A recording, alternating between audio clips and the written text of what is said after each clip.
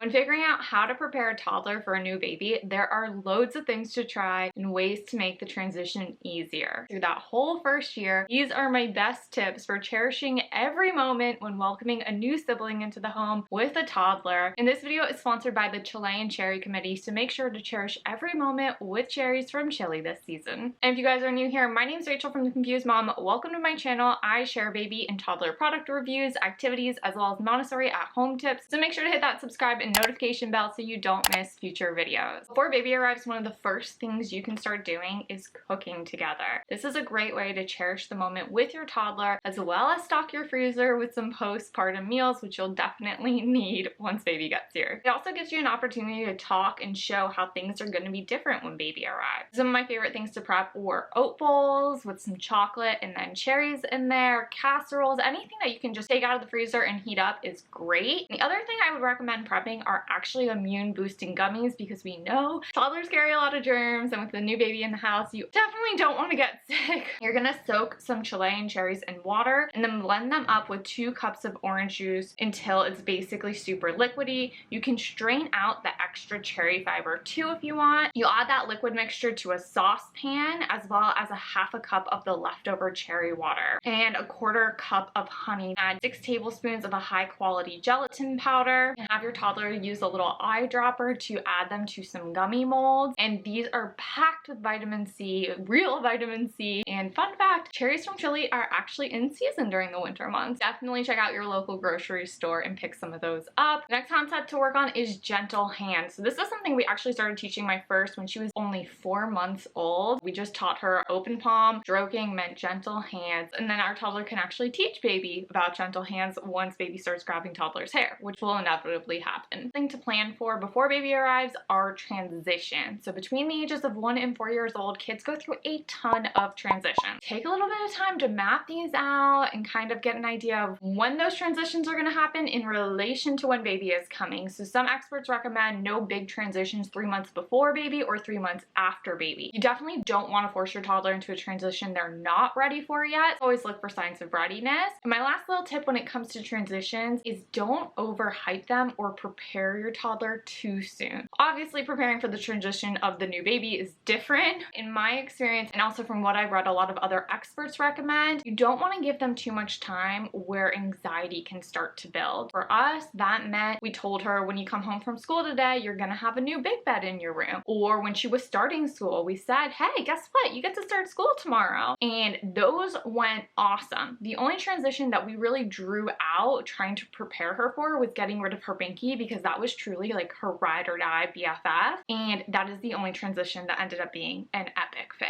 Every kid is going to be different, but just keep that in mind. One of the other things that you can do before baby arrives, and probably the most important, is to be real about the experience of a baby. While newborns are cute, they aren't particularly fun, and they do require a lot of mom and dad's attention. Listen to babies cry, real babies crying. Talk about what happens when the baby cries, how often baby sleeps and eats. One of the things that was super helpful for us, one of our friends had a new baby about 2 months before I had mine. So when we were at the park with them, I would just get down on my daughter's level and narrate everything that was happening for her. If you don't have friends around in a similar situation as you can always just watch some of these family YouTube vlogger videos and mute them and just narrate what you see happening to your child. Really, the more you can give a real life look those baby days are like, the better your child will be able to handle it when the time comes, in my experience. The next thing is going to be explain sharing. So of course, we're all talking about sharing with our toddlers already. However, in the case of going from 1 child to 2, what was once all of your toddlers is now going to be shared with someone else. One of the things we did before baby came, when we were in communal spaces, and my 2-year-old would say, my ball, my doll, or whatever it was, we would say, yes, that is your doll. It's also mommy's doll and daddy's doll, and soon it'll be baby's doll too, because this is our playroom. Everybody shares this space. And we started to make the distinction between communal shared spaces and items versus what was in her room. On that note too, we would talk to her about what she should not share with baby. So babies obviously don't start on solids, and even once they start on solids, not all foods are appropriate. And one of my daughter's favorite snacks are Chilean cherries with honey. Honey should not be given to babies under the age of 1. And cherries have a little pit inside that could be considered a choking hazard. So you always want to make sure to de-seed those and cut them into quarters. These were the things that we started to talk about as my daughter would help me prepare our snack together. I started telling her these are for Reagan. Baby's not old enough yet to have these. This little distinction also lays a really nice framework for talking about how babies and toddlers have different roles and responsibilities in the home. The other thing I did not do, but I wish I had done before baby came, was really worked on indoor voice and quiet. And while we also worked on waiting and patience, I definitely feel like we could have done more because there is a lot of waiting that comes with a new baby in the house. And on that same note of teaching the concept of waiting and patience, once baby comes, I would also take the time to tell baby to wait while I helped my toddler with some things. And of course, it's always important to acknowledge both baby and toddler's excellent waiting skills to really help reinforce that and drive that point home. As you get closer to your due date, you'll also want to start to remove the mystery around birth and bringing baby into the home. So for us, we had a home birth. That looked like watching a lot of home birth videos since I wasn't sure if my daughter would be sleeping, awake, there, not there. And I wanted her to kind of have an idea of what was going to happen and whether or not she wanted to be in the room. For others, that could look like reading books about going to a hospital and then coming home with baby, showing your toddler where they'll be staying or who they'll be staying with when you go to the hospital or birth center, and really giving them as much time to ask any questions, offering as much information as possible in an age-appropriate way. And then one of the last things you can do before baby arrives, or you can do it when baby arrives, because some families like to give a gift from baby to the toddler, introducing a baby doll. Having a little doll where they can role play alongside you as you're caring for a baby, it can really help them feel a part of the new family transition. They can put baby down for a nap while you're putting baby down for a nap. It can really help them kind of process the information and learn that sense of responsibility. Aside from helping them process all of the change, it can also provide parents with really valuable insight into how they're perceiving the changes. Are they yelling at their baby? Are they putting baby in the corner? Are they covering their ears when their baby's crying? It provides so much invaluable information in figuring out what may need to change in these new dynamics. Kind of on that same note of with the baby doll, you're going to want to incorporate your toddler into as many baby activities as possible. So obviously, simple things like asking them to bring a diaper or wipes can be really helpful, but you can also do more fun things. So one of the things we have my toddler do is actually set up the backdrops for baby milestone photos. This is great because we got to look through old photos of her as a baby, and then once those photos of new baby are being passed around to family and friends, it's not just like, oh, look how cute the new baby is. The toddler can take a lot of pride in their work that they helped set that up. So we recently made little heart-shaped cherry pies using a recipe from fruits from Chile, and before we ate them, we used them for baby's milestone photo shoot, and it was a great way to cherish every moment of baby growing up with cherries from Chile, and our toddler loved celebrating that too, and of course she loved eating cherry pie. Next, feeding baby takes a lot of time, so what some families do is have a special basket of items for their toddler that only comes out when baby is being fed. I am tandem nursing, so I have a different experience because I had them both kind of on, which is a totally different video in itself. It made some things a lot easier, it made some things more challenging, and I will say as we moved kind of past those early newborn days, learning to breastfeed in a baby carrier definitely made feeding baby while also giving toddler time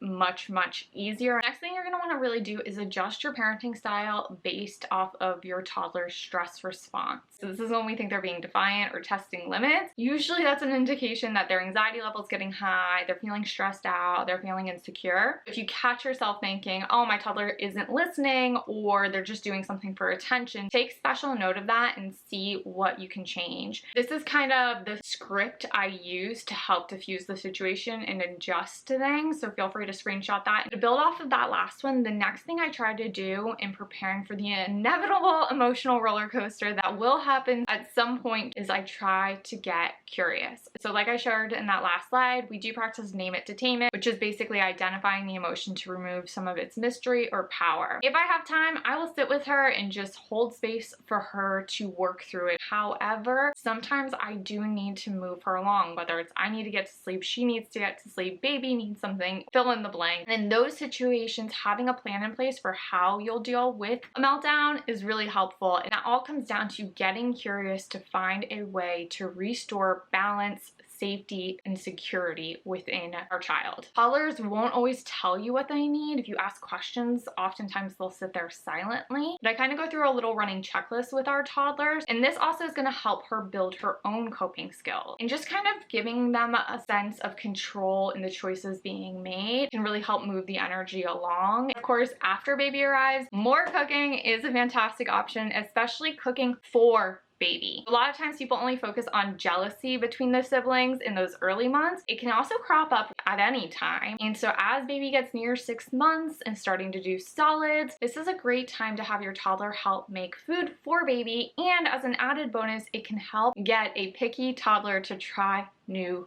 foods again. Of course, one of the easiest ways to do this is with popsicles or smoothies. My daughter loves antioxidants and is all about cherries from Chile. And this is so great because we can make a smoothie for her and then we can freeze them into these little bite-sized containers that we can put into a little feeding pacifier for the baby as a teether. My toddler loves helping load the pacifier and teaching my baby the more sign and rushing to get him more. The next thing you can do is actually give your toddler a little bit of alone time with baby within an age-appropriate and reasonable way. In the early days, this could be having them sit on a couch or bed or the floor and holding baby in a supported way. I would typically leave the baby on the playmat and ask my toddler to watch baby while I went and got a glass of water. Some of my favorite, most cherished moments, watching her and show him her stickers or decorate him or teach him different colors and numbers, and it gives them space to create their own relationship. One of the absolute most important things you can do after baby arrives is to make sure at least 15 minutes a day you are giving your full 100% undivided attention to your toddler. As a little pre-bedtime snack, we'll grab a bowl of cherries with honey, spend some quality time together. And as an added bonus, in addition to being incredibly delicious, cherries